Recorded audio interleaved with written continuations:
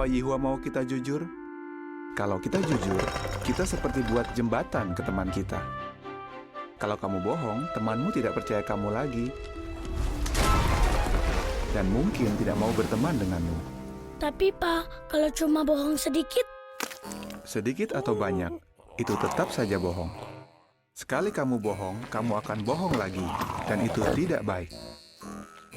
Kamu ingat siapa yang pertama kali berbohong? Setan?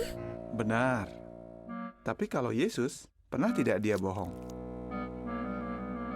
Kamu mau jadi seperti siapa? Aku mau seperti Yesus. Bagus, Caleb. Jadi, tadi kenapa? Vasnya pecah. Aku tidak sengaja.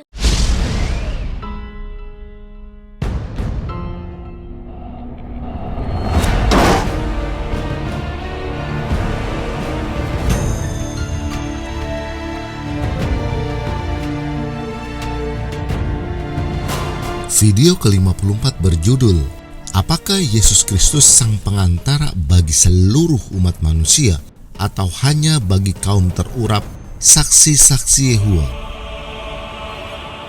Saya menemukan sebuah video animasi di jw.org berjudul Pelajaran 20, Selalu Jujur. Meskipun itu hanya sebuah video animasi singkat, tetapi jelas memuat pesan gambar subliminal atau pesan gambar tersembunyi yang sengaja disisipkan dengan maksud dan tujuan tertentu untuk mempengaruhi alam bawah sadar para pemirsanya. Dalam hal ini adalah anak-anak saksi-saksi Yehua.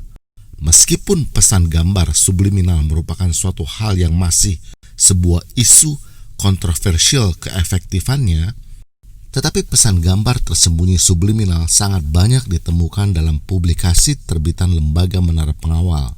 Salah satunya ada di dalam video itu. Kita ulang kembali video tersebut. Perhatikan bagaimana makhluk yang dipersepsikan sebagai setan itu menelan sebuah lampu beserta tiang dan rumahnya.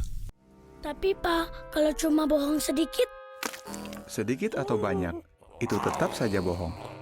Sekali kamu bohong, kamu akan bohong lagi. Dan itu tidak baik. Kamu ingat siapa yang pertama kali berbohong? Setan? Benar. Tapi kalau Yesus, pernah tidak dia bohong?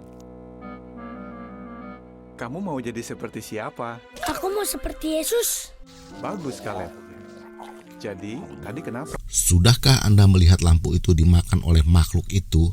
Apakah kejadian itu suatu kebetulan belaka? Saya percaya ini bukanlah sebuah kebetulan, tetapi memang disengaja dibuat karena ini adalah sebuah animasi. Artinya ada upaya untuk membuatnya secara sengaja. Mengapa makhluk itu menelan lampu itu? Saya percaya ada sesuatu di baliknya, yaitu penghujatan kepada Tuhan Yesus Kristus sendiri. Loh, kok bisa menghujat kepada Tuhan Yesus? Padahal anak lelaki tersebut berseru, ingin seperti Yesus. Nah, izinkan saya menjelaskannya, yaitu Tuhan Yesus mengklaim dirinya sebagai terang dunia. I am the light of the world. He that followeth me shall not walk in darkness, but shall have the light of life.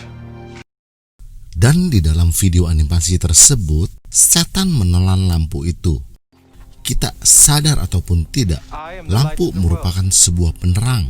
Kini terang itu dimakan oleh makhluk itu. Anda paham maksud saya? Saya sangat percaya bahwa di balik organisasi ini berdiam roh antikristus yang sedang mengendalikan organisasi ini melalui badan pimpinannya sejak berdirinya organisasi ini. Misalnya tentang dusta-dusta yang dibuatnya untuk menipu orang.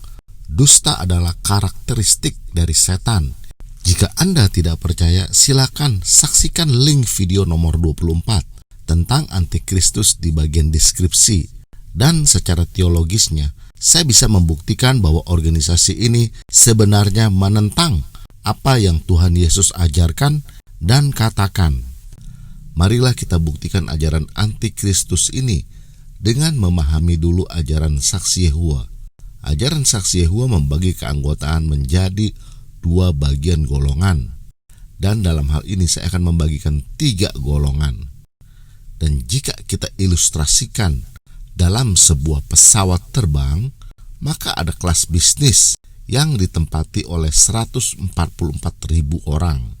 Kelompok ini disebut sebagai kaum terurap atau kawanan kecil atau sebagai Israel rohani. Mereka ini mengaku akan memerintah bersama Kristus di surga untuk selama-lamanya. Dari 144.000 orang itu, ada sekelompok orang lainnya yang mengaku sebagai golongan hamba yang setia dan bijaksana atau badan pimpinan saksi Yehova. Sekarang ini mereka berjumlah 8 orang. Mereka menduduki posisi pilotnya karena merekalah yang mengoperasikan dan mengendalikan keselamatan dan arah tujuan pesawat tersebut. Salah satu peranan dari badan pimpinan di dalam organisasi ini adalah memberikan makanan rohani bagi jutaan saksi Yehova. Dan kelas ekonomi pesawat itu diisi oleh jutaan saksi-saksi Yehova. Golongan ini disebut kawanan atau kelompok besar. Dalam ajaran saksi Yehova, jutaan saksi-saksi Yehova ini bukanlah Israel rohani, dan mereka dijanjikan hidup kekal di bumi Firdaus. Nah, dulu 15 tahun yang lalu saat saya belajar dengan saksi-saksi Yehova, tidak satu pun saksi Yehova yang sadar ataupun mengetahui bahwa Yesus bukanlah satu-satunya sang pengantara bagi jutaan saksi-saksi Yehova sesuai dengan 1 Timotius 2 ayat 5. Karena memang pemahaman mengenai hal ini tidak banyak dibahas dalam publikasi saksi Yehova. Mari kita perhatikan kutipan dari Buku Keamanan Seluas Dunia halaman 10-11 mengatakan, demikian pula Musa yang lebih besar, Yesus Kristus, bukan perantara dari Allah Yehova dengan seluruh umat manusia. Ia adalah perantara dari Bapa surgawinya, Allah Yehova, dengan bangsa Israel rohani yang terbatas pada 144.000 anggota saja. Bangsa rohani ini seperti suatu kawanan kecil dari orang-orang yang bersifat domba milik Yehova.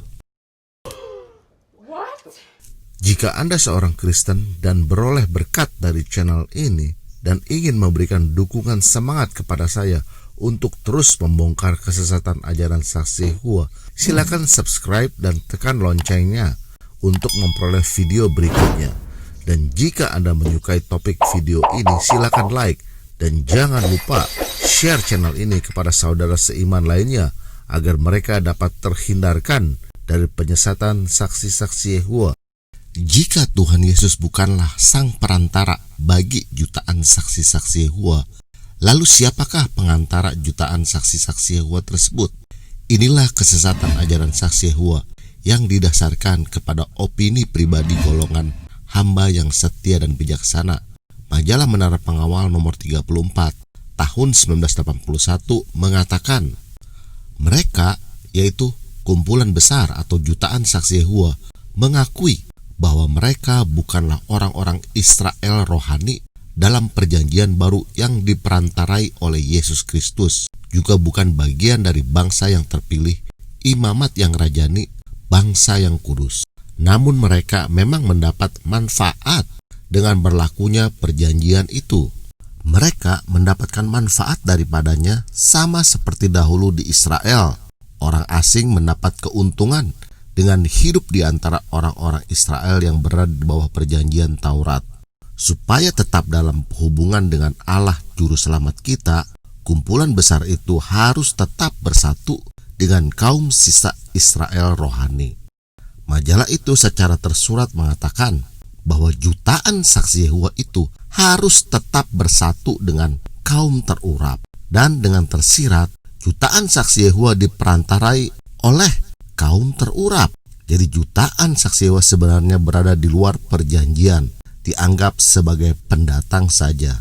Ini berarti peran Yesus sebagai perantara bagi semua manusia sesuai dengan 1 Timotius 2 ayat 5 dan 6 tidak berlaku. Perhatikan apa yang disampaikan 1 Timotius pasal 2 ayat 6 yang mengatakan, Kristus Yesus yang telah menyerahkan dirinya sebagai tebusan bagi semua manusia. Apa artinya kalimat semua manusia? Artinya semua orang, tidak terkecuali, tidak ada batasannya, diperantarai oleh Tuhan Yesus. Lalu apakah artinya bahwa Yesus adalah pengantara antara Allah dan manusia? Buku Pemahaman Terbitan Saksi Yehova mengatakan, perantara adalah orang yang menengahi dua pihak yang bersengketa dengan tujuan mendamaikan, penghubung, mediator. Dalam tulisan-tulisan kudus, istilah itu diterapkan pada Musa sebagai perantara perjanjian hukum dan kepada Yesus sebagai perantara perjanjian baru. Mengapa Yesus adalah perantara antara manusia dan Allah? Allah itu menentang kita karena kita sebagai manusia adalah berdosa. Dosa dijelaskan di dalam Alkitab sebagai pelanggaran terhadap hukum Allah. Allah itu membenci dosa. Kitab Roma 3 ayat 10 mengatakan tidak ada yang benar, seorang pun tidak. Satu-satunya hukuman yang adil bagi dosa kita adalah kematian. Bukan saja kematian jasmani, juga kematian kekal. Hukuman yang patut bagi seorang pendosa adalah hukuman kekekalan di dalam neraka. Nah, disinilah fungsi peranan Yesus Kristus sebagai sang pengantara. Yesus mewakili saya dan orang Kristen yang percaya kepadanya di hadapan tahta kasih karunia Allah. Yesus bertindak sebagai penengah, mediator bagi kita, sebagaimana seorang pengacara membela klien mereka dengan memberitahukan kepada sang hakim, yaitu Bapa yang mulia, klien saya tidak bersalah atas tuduhan-tuduhan terhadapnya. Kira-kira seperti itulah persamaannya bagi kita. Suatu hari kita akan menghadap Allah, tetapi kita tidak akan menghadapinya sebagai orang yang berdosa, karena telah diampuni oleh karena kematian Kristus Yesus sebagai ganti dari hukuman dosa. Sang pengantara kita itu telah mengambil alih hukuman dosa-dosa kita, sehingga kita boleh dilayakan dan berkenan di hadapan Allah. Jika Anda seorang saksi Yehova yang kebetulan menyaksikan video ini, siapakah pengantara Anda? Apakah bisa kaum terurap yang berjumlah 144.000 orang menjadi pengantara Anda di hadapan tahta pengadilan Allah? Jadi tidak aneh bukan jika video animasi tersebut di mana lampu yang merupakan terang itu, yaitu Tuhan Yesus, dimakan oleh setan. Karena memang bagi saksi-saksi Yehova, Tuhan Yesus bukanlah sang pengantara. Menariknya, Steven Hassan, seorang pakar kultus, dalam bukunya Combating Cult Mind Control, mengatakan peranan dari pemimpin kultus. Manipulasi mistis bisa menghasilkan kualitas khusus di dalam kultus ini, karena para pemimpin menjadi mediator atau pengantara bagi Allah. Prinsip-prinsip yang berpusat pada Tuhan dapat diterapkan secara paksa dan diklaim secara eksklusif, sehingga kultus dan kepercayaannya menjadi satu-satunya jalan yang benar menuju keselamatan. Bukankah demikian doktrin saksi Yehova yang mengajarkan bahwa seluruh manusia di luar saksi-saksi Yehova akan dibinasakan, dan hanya jika bergabung dengan organisasi ini manusia boleh diselamatkan?